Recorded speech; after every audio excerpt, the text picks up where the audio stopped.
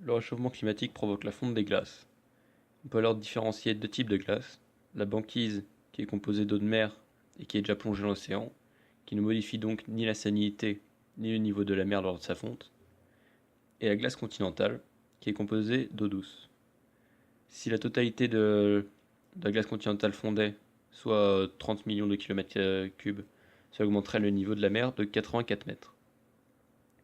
De plus, l'ajout de cette eau douce à l'eau salée pour créer une baisse de la salinité de l'eau, c'est le principe de la dilution. On peut alors se demander quelles sont les conséquences du changement de salinité des eaux.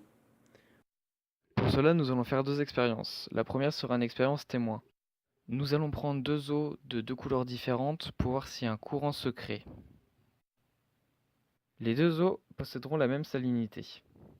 On observera qu'il n'y a aucun courant qui se crée. Maintenant, nous allons faire la deuxième expérience. Pour cela, nous allons faire une eau rouge qui ne possède pas de sel. La deuxième sera bleue et sera saturée en sel. Nous avons exagéré la salinité et la concentration en sel pour que l'expérience soit plus observable à l'œil nu.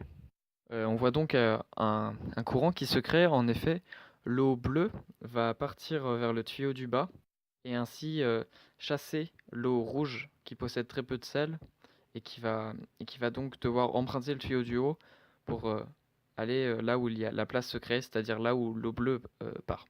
On voit donc un courant qui se crée dans le sens ici des aiguilles d'une montre.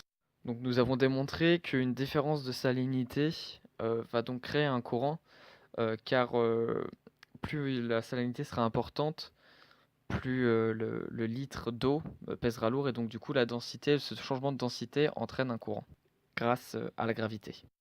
On sait qu'il existe déjà des courants marins, par exemple le Gulf Stream.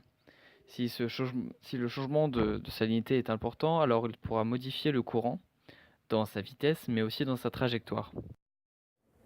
La fonte des glaces et les différents changements de salinité entraînent la modification des courants marins, comme le Gulf Stream, qui rapporte la chaleur en Europe.